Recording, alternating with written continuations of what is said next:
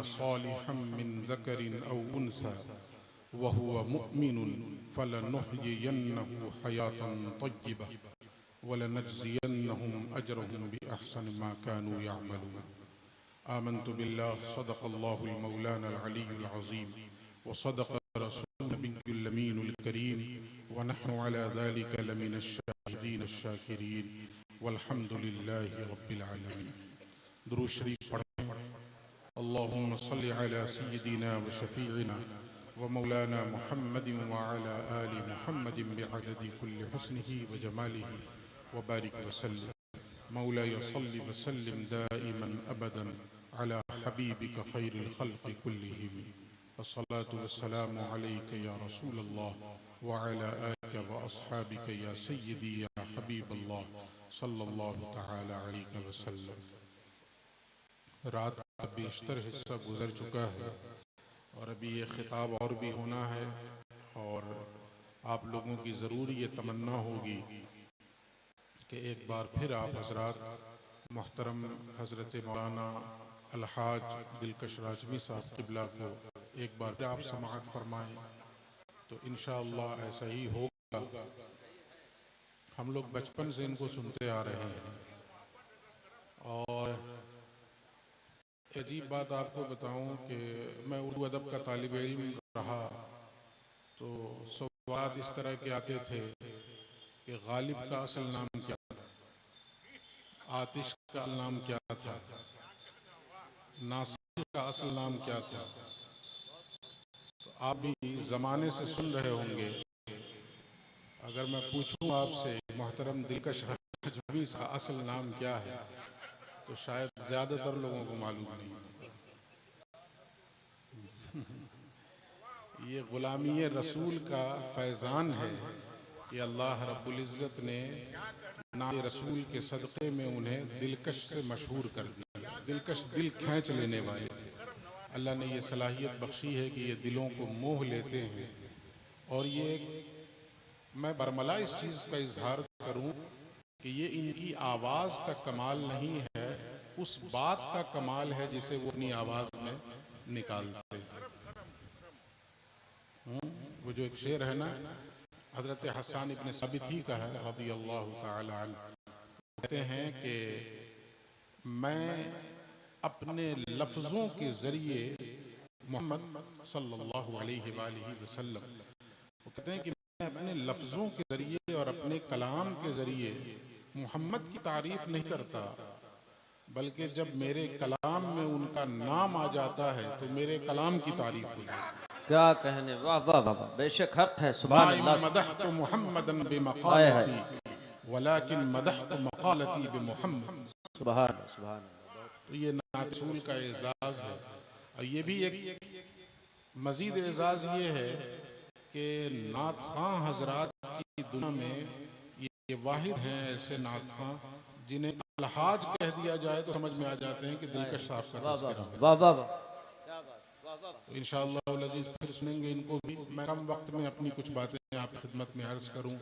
हालात के तनाजुर में जिन हालात से इस वक्त बिलउमूम पूरी उम्मत मुस्लिमा और बिलखुसूस हिंदुस्तान का मुसलमान जिन हालात से दो चार है, किसी पे मख्फी नहीं, वो हालात ढके छुपे नहीं। इन हालात में बहुत से लोग कनूतियत, नाउम्मीदी के शिकार हो रहे हैं, मायूसी के शिकार हो रहे हैं। लेकिन अहले ईमान की शान ये होनी चाहिए हमें किसी भी हाल में अल्लाह की रहमत से मायूस नहीं होना। अल्लाह रब्बुल इज़्ज़त ने हमसे कहा है ला तक़नतू मिन रहमतिल्लाह, अल्लाह की रहमत से मायूस मत हो, अल्लाह की रहमत से नाउम्मीद न हो। तो हमें का शख्स ये आरज़ू तो रखता है कि हमें इन हालात से अल्लाह जल्द से जल्द निकाले। सबकी ये तमन्ना है ना। जैसे हालात हैं हमारे सरों पे, दायरे हयात हम पर तंग किया जा रहा है, अरसे हयात हम पर तंग किया जा रहा है। कभी कभी तो दिल खून के आंसू रोता है कि जिन मिंबरों महराब के साए में सदाए तौहीद गूंज जाती थी, आज उन मिंबरों महराब के साए में बुतपरस्ती हो रही है। तो इन हालात से निकलने की आरज़ू हम में से हर शख्स को है, निकलने की तमन्ना हम में से हर शख्स को है। लेकिन हम करना कुछ नहीं चाहते। हम ये चाहते हैं कि अबाबीलों का लश्कर आए और हम चादरें तान के सोए रहें और वो बाबीलों का लश्कर ही आकर जो कुछ ना है वो कर जाए। तो अब ऐसा नहीं होने वाला है, हमें खुद करना होगा। क्या करना होगा? मैं आज की मुख्तसर सी गुफ्तगू के लिए सिर्फ 2 काम आपको बताऊंगा, और ये मैं नहीं बता रहा, ये मैं नहीं बता रहा। वो आला हज़रत का एक शेर है ना कि उन्हीं की महफिल संवारता हूँ, चराग मेरा रात उनकी, उन्हीं के मतलब की कह रहा हूँ, ज़ुबान मेरी है और बात उनकी। सिर्फ 2 काम, और वो काम मैंने आपको नहीं बताया, ना बताऊं, वो काम अल्लाह ने बताया। सिर्फ 2 काम करना है। वो क्या? एक है ईमान और दूसरा अमल सालिह। बस ये 2 काम कर लीजिए, ईमान और अमल सालिह। नतीजा क्या मिलेगा हमें इसका? तो सुनिए कुरान की आयत जिसका मैंने इंतखाब किया। कलामुल्लाह पे ईमान है ना, बेशक कुरान पे ईमान है ना, उसके एक एक हर्फ पे ईमान है ना, कोई शुबहा उसमें? अगर रैब पैदा हुआ, शक पैदा हुआ, ईमान से खारिज हो जाए। अब सुनिए, ये कलामुल्लाह है, ये मेरी बात नहीं है। अल्लाह कहता है वअदल्लाहुल्लज़ीना आमनू मिनकुम वअमिलुस्सालिहात। अल्लाह ने उन लोगों से वादा किया है जो मोमिन हों, ईमान वाले हों। पहली चीज ईमान वाले हों, और दूसरी चीज नेक अमल करने वाले हों, अमल सालिह करने वाले हों। अल्लाह ने ऐसे लोगों से वादा किया है जो अपने अंदर ईमान भी रखें और अमल सालिह भी करें। क्या वादा किया है? अब गौर से सुनिए, ये कुरान की बात है, अल्लाह की बात है। लयस्तखलिफन्नहुम फिल अर्द कमस्तखलफल्लज़ीन मिन क़ब्लिहिम। और नून मुशद्दद भी आया है और लाम ताकीद भी आया है, दोनों है।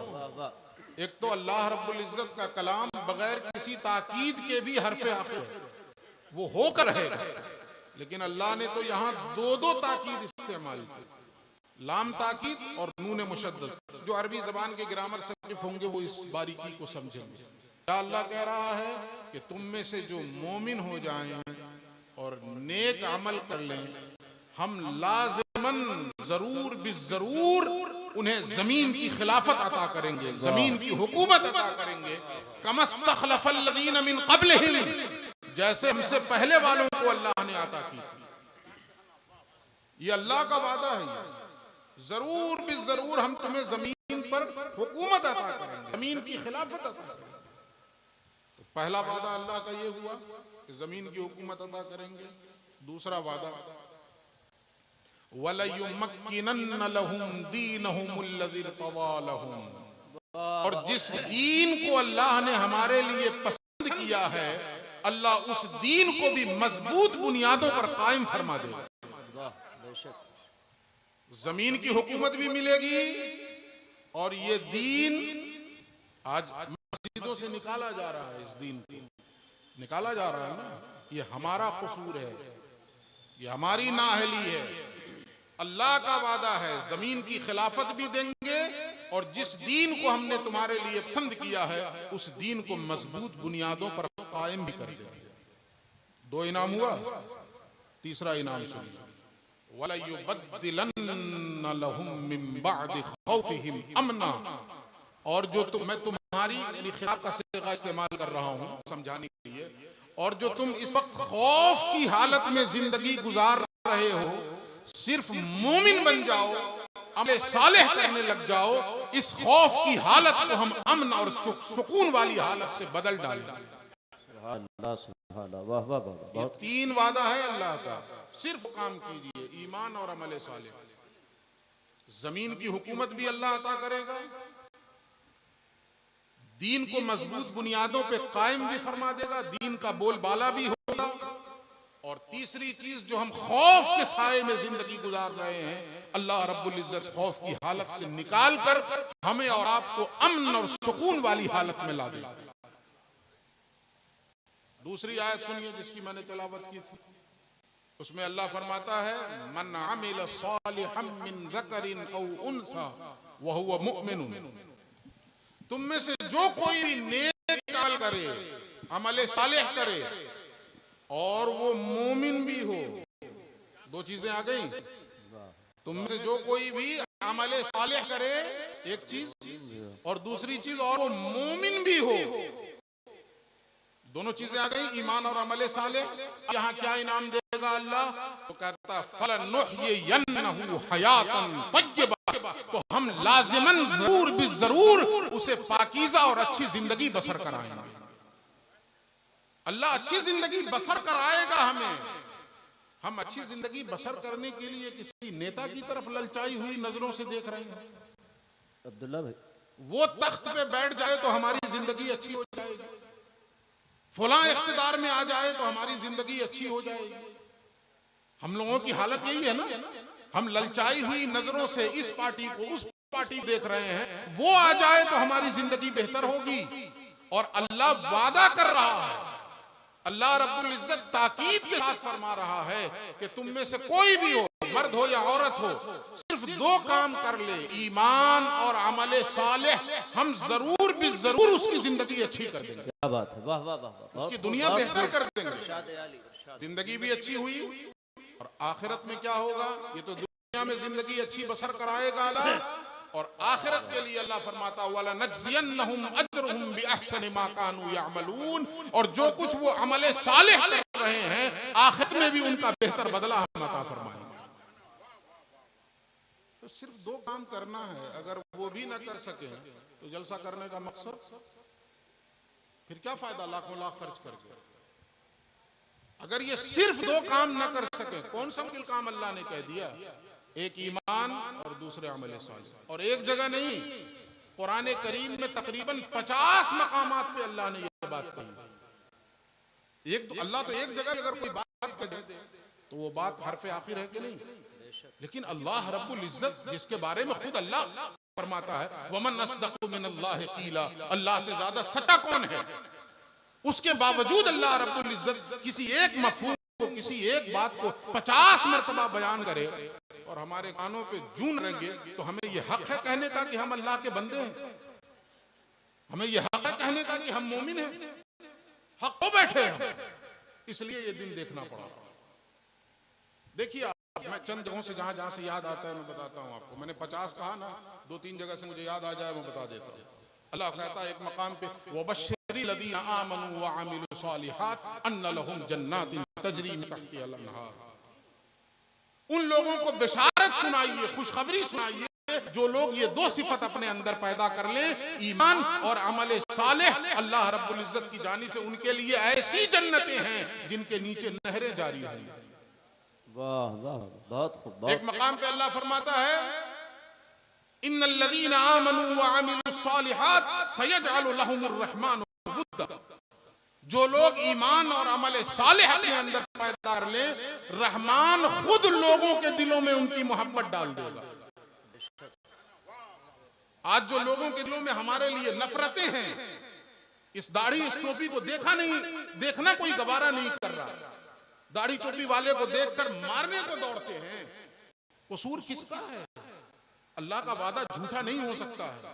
अल्लाह कहता है ईमान और अमल सालेह अपने अंदर पैदा करो, रहमान ने ये जिम्मेदारी खुद ली है कि इंसानों के दिलों में तुम्हारी मोहब्बत डालेगा।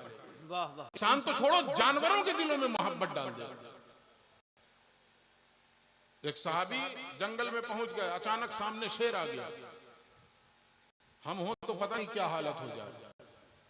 सहाबी रसूल थे, शेर को करख्त लहजे में मुखातब करके कहा कि गुर्राता क्यों है, जानता नहीं मैं कौन हूं, मैं रसूलुल्लाह का गुलाम हूं।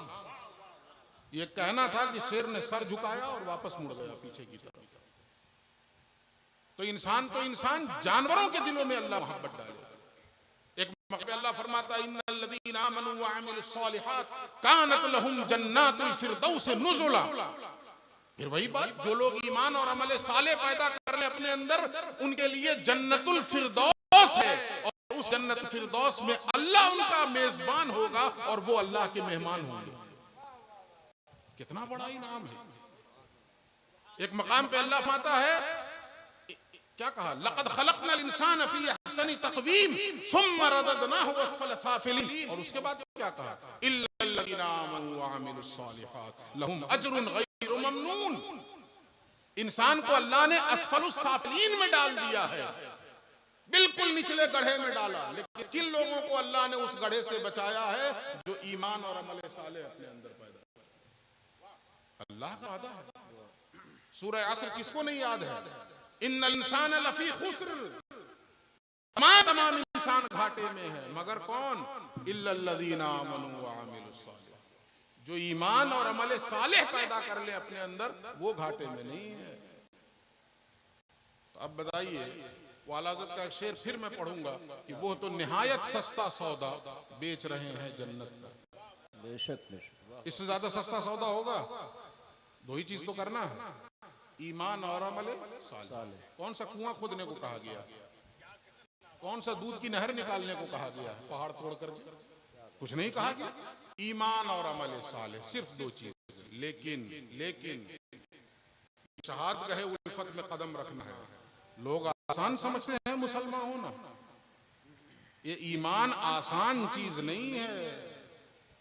हम लोग तो मौरूसी मुसलमान हैं, मौरूसी मुसलमान। बाप दादा मुसलमान थे इसलिए मुसलमान है, ये कोशिश करके मुसलमान हुआ, कुछ खो करके हमने ईमान को पाया, ऐसा है क्या?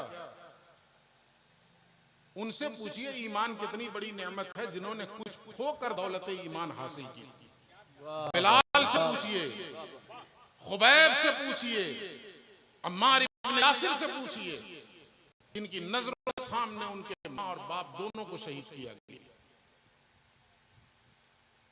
खब्बाब इब्न लरत इसी ईमान की खातिर दहकते हुए अंगारे पे उन्हें जिस्म नंगा करके लिटा दिया जाता था, और जब जिस्म की चर्बी पिघलती थी उससे वो अंगारे बुझते थे, लेकिन पलटे ईमान से। आज ईमान ही नहीं है इसलिए पलटने की बात करते हैं। हकीकत तो ये कि ईमान ही नहीं। अल्लाह पर ईमान है, अकीदा है, ईमान नहीं है। अकीदा है कि अल्लाह देख रहा है, ईमान। ईमान उसको कहते हैं जो दिल में रच बस जाए। अकीदा है हमारा, फिक्र है हमारी कि अल्लाह देख रहा है, ईमान है इस पर कि अल्लाह देख रहा है।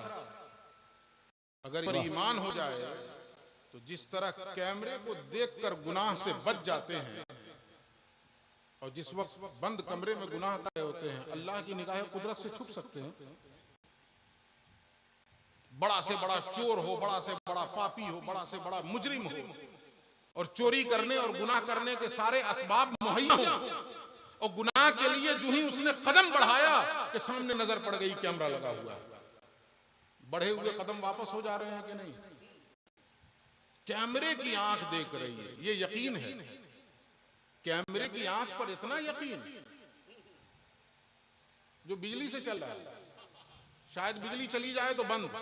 वाह वाह वाह। लेकिन अल्लाह कहता है इन्नल्लाह काना अलैकुम रकीबा, अल्लाह हर हाल में तुम पर निगरां है। समंदर की गहराई में उतर के भी गुनाह करोगे अल्लाह वहां भी देख रहा है। चार दीवारी में बंद होकर कोई जुर्म करोगे अल्लाह वहां भी देख रहा है। इस पर ईमान है? कहां ईमान है? मुसलमान अपने दिल से पूछ, मुल्ला से ना पूछ। है इस पर ईमान कि अल्लाह देख रहा है? बाकी चीजें तो छोड़ दिया, सिर्फ इसी पे आइए ना कि अल्लाह देख रहा है। अच्छा, इससे नीचे ज्यादा ईमान है। मैं मुआफी के साथ उलमा से, भाई हम बुजुर्गाने दी के मानने वाले हैं, मज़ारात पे जाने वाले हैं, फातिहा पढ़ने वाले हैं, मज़ारात के तक़द्दुस उसकी अजमत का दम भरने वाले हैं, लेकिन करके सोचिए मज़ार पे जाते हैं कितने अदब के साथ जाते हैं कि नहीं जाते? एकदम सरापा अदब, हाथ बांध करके। वापस हो रहे हैं तो उल्टे कदम कि बेअदबी ना हो जाए, एक दूसरे को मना करो, कुछ बोले। क्या है? इस बात पे यकीन है कि वो साहिब मज़ार सुन रहे हैं, देख रहे हैं। यकीन है ना? अच्छा ठीक है, तो वो जो सुन रहे हैं अपनी जात से सुन रहे हैं कि अल्लाह के सुनाने से सुन रहे हैं? वाह, बोलिए। अपने आप में सुन रहे हैं कि अल्लाह के सुनाने से सुन रहे हैं? अपने आप में देख रहे हैं कि अल्लाह के दिखाने से देख रहे हैं? हम और आप अपने आप में देख रहे हैं कि अल्लाह के दिखाने से देख रहे हैं? अल्लाह के दिखाने से देख रहे हैं। जिस वक्त अल्लाह न चाहे आंख खुली रहती है, देखते हैं बहुत से आदमी सोए में आंख खोल के रखता है कि नहीं? बहुत से आदमी सोए रहते हैं, उनकी आंख खुली रहती है कि नहीं? कितना देखते हैं वो? देखता है कुछ? नहीं देखते। क्यों? आंख तो खुली है। पता क्या चला? इससे पहले भी आंख खुली थी, अब भी आंख खुली है। उस वक्त देख रहा था, अब नहीं देख रहा है। पर ये चला कि वो अपनी आंख से नहीं देख रहा है। जिस वक्त अल्लाह ने आंख को इजाजत दी, इज़्न दिया कि ए आंख तुम देखो, वो आंख देखने लग जाती है। और जिस वक्त अल्लाह ने इज़्न रोक लिया, आंख खुली होने के बावजूद नहीं देख सकता। सुभान अल्लाह, सुभान अल्लाह। तो वो साहिब मज़ार, वो बुजुर्ग अल्लाह के सुनाने से सुन रहे हैं, ईमान है इस पर, हमारा अकीदा है। अल्लाह के दिखाने से देख रहे हैं, तो इतना एहतराम, इतनी अकीदत, कोई बेअदबी ना हो जाए, कोई गुस्ताखी ना हो जाए। और मस्जिद में जो अल्लाह का घर है, वहां ये एहतराम कहाँ गया? आज के मुसलमान मस्जिद में गाली गलौज भी कर रहे हैं। देख लेंगे तुमको, मार देंगे तुमको, ये कर देंगे तुमको, वो कर देंगे तुमको। ये सब तमाशे मस्जिद में नहीं हो रहे हैं। जो अल्लाह का घर है, जो अपनी जात में देख रहा है, जो अपनी जात में सुन रहा है, कहाँ है ईमान? इसलिए ईमान पैदा कीजिए अल्लाह पर, अल्लाह पर ईमान। और भी सिफात की, लेकिन मेरे पास इतना वक्त नहीं है। सिर्फ मैंने एक झलक आपको दिखाई कि अल्लाह देख रहा है। इस पर ईमान है हमारा? नहीं है इस पर ईमान हमारा। अकीदा अलग चीज है, ईमान अलग चीज है जी। अच्छा, और आइए, रसूल पर ईमान है? जैसा ईमान होना चाहिए, जिसको आला हज़रत ने कहा कि अल्लाह की सरता बकदम शान है ये। इंसान नहीं, इंसान वो इंसान है ये। तो कुरान तो ईमान बताता है इन्हें, ईमान ये कहता है मेरी जान है। ऐसा ईमान। बहुत खूब। नबी हैं, रसूल हैं, बस बात खत्म है। कहाँ है रसूल पर ईमान? जिसको इकबाल ने अपने अंदाज में कहा कि बमुस्तफा बरसा खीशरा के दी हमाऊस, अगर बऊ न रसीदी तमाम बूल हदीस। अपने आप को मुस्तफा जान रहमत सल्लल्लाहु अलैहि वसल्लम के कदमों में पहुंचाओ, इसलिए कि सारा दीन वही है। जरा गौर कीजिए इसमें, इकबाल ने यह नहीं कहा कि सारा दीन उनसे है। सारा दीन, अगरचे दीन लाने वाले मुस्तफा, लेकिन इकबाल का ईमान रिसालत देखिए कितना बुलंद है। वो ये नहीं कहा कि सारा दीन मुस्तफा से है, बल्कि ईमान बिल रिसालत कितना बुलंद मेयार उसने कायम किया कि ये न कहो कि दीन उनसे है, बल्कि ये कहो कि दीन ही वही है। दीन नाम ही है मुस्तफा जाने रहमत सल्लल्लाहु अलैहि वसल्लम। है ऐसा ईमान हुजूर की जात पर? है? और तीसरा ईमान आ जाइए, आखिरत पर ईमान है? कहाँ है आखिरत पर ईमान? अगर आखिरत पर ईमान होता तो हमारी नमाजें अज़ाना होती। आखिरत के ईमान का मतलब क्या है? ये कोई हंसी मजाक? क़यामत होगी, बस हो गया, क़यामत होगी, भाई इसी को ईमान कहते हैं। अल्लाह के नबी से किसी ने पूछ दिया एक मौके पर कि या रसूल अल्लाह, आप बूढ़े हो गए, आपके बालों में सफेदी आ गई। हुजूर फरमाते हैं तुम क्या समझते हो मैं अपनी उम्र की वजह से बूढ़ा हुआ हूं, या जो मेरे बालों में सफेदी आई है वो उम्र की वजह से आई है? नहीं, मेरे बालों में सफेदी उम्र की वजह से नहीं, मुझे कुरान की उन सूरतों ने बूढ़ा किया है जिन सूरतों में कयामत की हौलनाकियों का तज़किरा है, जिन सूरत में कयामत की खौफनाकियों का तज़किरा है। जब मैं उन सूरतों को पढ़ता हूँ, उसकी तिलावत से मेरे वजूद पे ऐसी कैफियत तारी होती है जिससे मेरे बाल सफेद हो जाते हैं। वजूद की कैफियत से बाल सफेद होते हैं जी। आज डॉक्टर नहीं कह रहा है, एक जवान आदमी डॉक्टर के पास जाता है, कहता है देखिए डॉक्टर साहब बाल सफेद हो रहे हैं, मेरी उम्र तो अभी 30 साल है, 25 साल है। तो डॉक्टर क्या कहता है, डिप्रेशन तो नहीं है, टेंशन तो नहीं है। पता क्या चला, डॉक्टर का ये सवाल ही बता रहा है कि सिर्फ उम्र की वजह से बालों में सफेदी नहीं आती है, तुम्हारे वजूद पे जो कैफियत होती हैं उन कैफियतों की वजह से बालों का रंग बदल जाता है। तो पैगंबर फरमाते हैं कि जिन सूरतों में कयामत की हौलाकियों का तस्करा है, उन सूरत की तिलावत की वजह से बालों में सफेद। हम लोग कयामत का बयान ऐसे करते हैं जैसे कोई मेला ठेला हो। इन्ना लिल्लाहि व इन्ना इलैहि राजिऊन। कहां है आखिरत पर ईमान?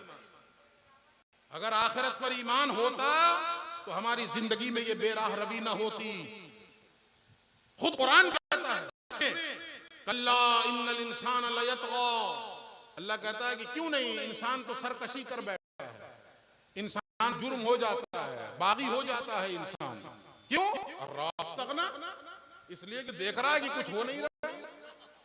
मौलाना साहब इतनी तकरीर करते हैं कि झूठ बोलोगे मुंह जल जाएगा। जल रहा, कहां जला कभी झूठ बोलने से? मौलाना साहब इतनी तकरीर कहते हैं कि सूद खाओगे पेट में जहन्नम की आग भर दी जाएगी।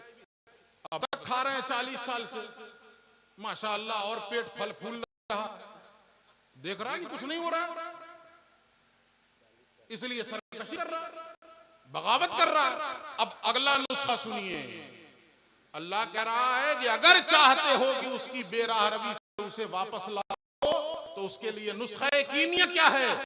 जाओ उसके कान में जाके फूको ये आयत, इन्ना इला रब्बिका रुजआ। एक गाफिल इंसान, तुम्हें पलट के अपने रब की बारगाह में जाना है। जिस दिन उसे ये यकीन हो गया कि मुझे अपने रब के सामने एक दिन खड़े होना है, अपने रब के हुजूर हिसाब किताब देना है, यानी आखिरत पर ईमान पैदा हो गया, उसकी इस जिंदगी में बेअमली खत्म हो जाएगी। तो अल्लाह ने कहा दो चीजें, एक ईमान पैदा किया, तो समझ गया ना, कुछ थोड़ी बहुत समझ में आई ईमान। अच्छा, दूसरी चीज अमल सालेह। अब मैं समेट रहा हूं अपनी बात।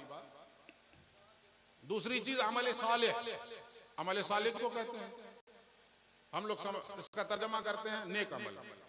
और नेक अमल किसको समझते हैं हम? नमाज पढ़ रहा है नेक अमल है, रोजा रख रहा है नेक अमल है, ज़कात दे रहा है नेक अमल है, यही ना? लेकिन सब अमल नेक नहीं है। नेक अमल होने के लिए दो शर्त है। वो दिखने में नेक अमल हो सकता है, हकीकत में नेक अमल नहीं होगा। वो कोई चीज दिखने में कुछ भी हो सकती है। जैसे मिसाल के तौर पे एक यहाँ पे हुफ्फाज बैठे हों, तो अपना तजर्बा बताऊं। बहुत छोटी उम्र में मैं हाफिज हो गया था, 9 साल 9.25 साल की उम्र थी, हाफिज हो गया था। तरावी सुनाने के लिए बाहर जाने लगे। तो जब बाहर तरावी सुनाते थे ना, तो असर बाद या मगरिब बाद मस्जिद में किसी भी दाढ़ी टोपी वाले को देखकर पथरी चमक जाती, लगता था कि हाफिज साहब हैं। अब क्या होगा? ये सबका तजर्बा है कि नहीं? दाढ़ी टोपी देखे वो पथरी चमक गई, हाफिज साहब हैं, अब कैसे सुनाएंगे? आज तो हालत खराब है। क्यों? और बाद में पता चलता था वो हाफिज साहब नहीं, तो जाहिलो साहब नहीं, जाहिल भी उनसे बेहतर है। तो बाराज खुलता था वो चंदा के लिए आए हैं, दाढ़ी टोपी बढ़ा लिए हैं, कोनो मदरसे की रसीद पकड़ लिए हैं, सफीर महज है, कुछ नहीं आता, उन्हें ये नहीं पता है कि अलिफ खड़ा है कि पड़ा है, कुछ नहीं मालूम। वो तो बाद में पता चलता है। तो पता क्या चला, किसी चीज का जाहिर जरूरी नहीं है कि वही ऐन हकीकत के मुताबिक जरूरी है। अगर जरूरी होती तो दाढ़ी टोपी जो देख के डरे थे वो हकीकत के मुताबिक होता ना। कुछ नहीं, उनको तो ये नहीं पता कि फजर में 2 रकात है कि 4 रकात है, कुछ नहीं। तो नेक अमल एक वो अमल जो दिख रहा है कि नेक अमल है, जरूरी नहीं है कि वो अमल हकीकत में भी नेक है। नमाज आपको लगता है कि नेक अमल है, लगता है ना सबको कि नमाज पढ़ना नेक अमल है। तो रसूलुल्लाह की हदीस सुनिए, हुजूर फरमाते हैं जिसने दिखावे की नमाज पढ़ी वो मुशरिक हो गया। तो नमाज पढ़ा वो, लेकिन रिया उसके अंदर आया कि लोग मुझे देखें कि मैं नमाज पढ़ रहा हूं। इसी तरह पैगंबर फरमाते हैं जिसने दिखावे का रोजा रखा कि लोग जाने। एक साहब 9 या 10 मुहर्रम को, 10 मुहर्रम था, हमारे घर पे आए मिलने के लिए।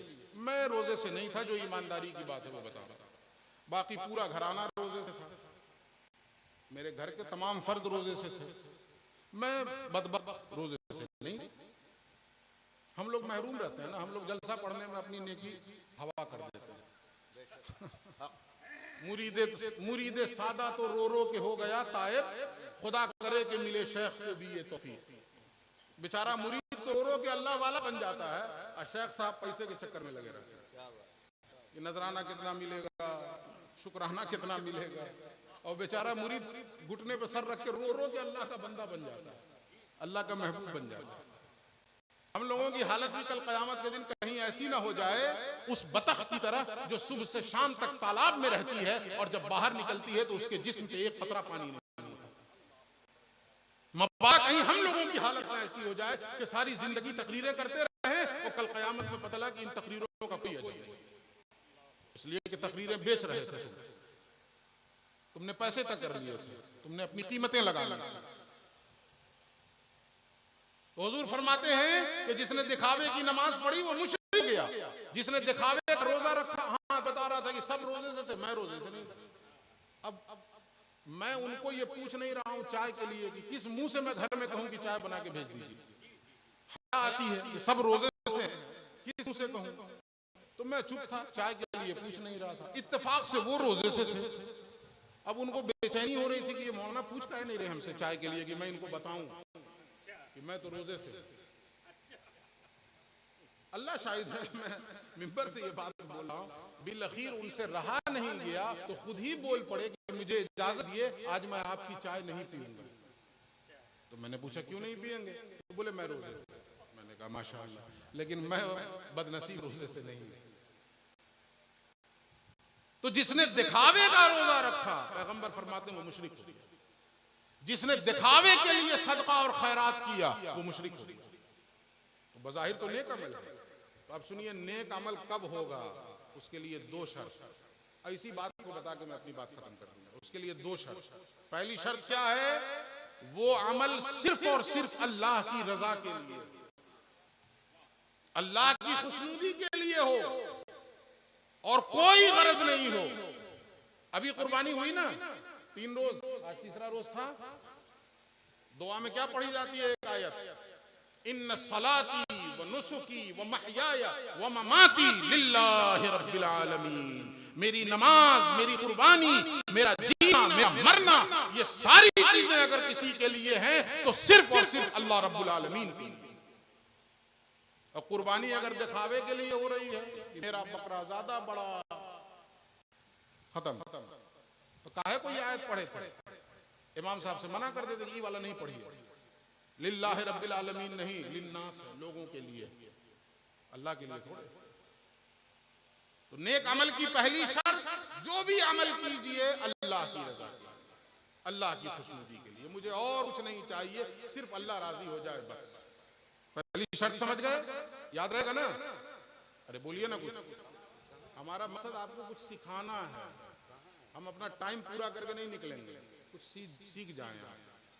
तो नेक अमल के लिए पहली शर्त क्या है? कि वो अमल अल्लाह की रजा के लिए, इखलास के साथ। और दूसरी शर्त सुन लीजिए, वो अमल नबी की सुन्नत के मुताबिक हो, जैसा नबी ने किया वैसा कीजिए। अगर नबी के तरीके से हट गए तो वो नेक अमल होगा? सजदा अल्लाह को बहुत पसंद है कि नहीं? सजदा अल्लाह को बहुत पसंद है, तो एक रकत में 4 कर लीजिए। अब बताइए,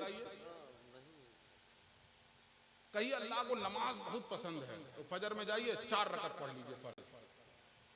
जोहर में सीधे 6 रकत की नियत बांध लीजिए। हुई नमाज? नहीं हुई। क्यों? इसलिए कि नबी के तरीके के मुताबिक नहीं हुई। पैगंबर फरमाते हैं सल्लू कमा रायतुमूनी उसल्ली, जैसे मुझे नमाज पढ़ता हुआ देखते हो वैसे पढ़ो। मैंने जितना रुकू किया उतने ही करो, मैंने जितना सजदा किया उतने ही करो।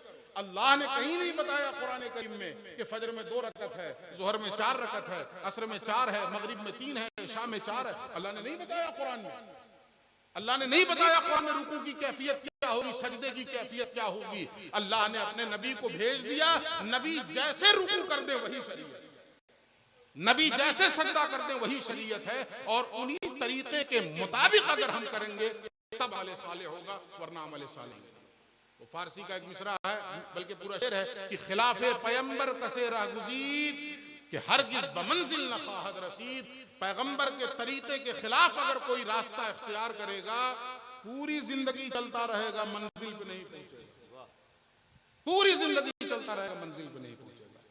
तो खुलासा ये हुआ कि अगर जमीन की हुकूमत चाहिए, दीन को कायम करने का इरादा है और खौफ की हालत को अमन और सुकून वाली हालत से बदलना चाहते हैं, दो काम कर लीजिए।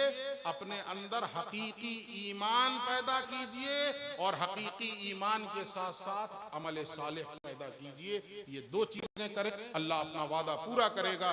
जमीन की खिलाफत भी तुम्हें देंगे, दीन को जो हमने तुम्हारे लिए पसंद किया है उसे मजबूत बुनियादों पर कायम भी कर देंगे और हमारी खौफ की हालत को अमन की हालत से बदल भी डालेंगे। अल्लाह हम सबको कहने सुनने से ज्यादा अमल की तौफीक बख्शे। व आखिरु दावाना अनिल हम्दुलिल्लाहि रब्बिल आलमीन। अस्सलामु अलैकुम व रहमतुल्लाहि व बरकातुहू।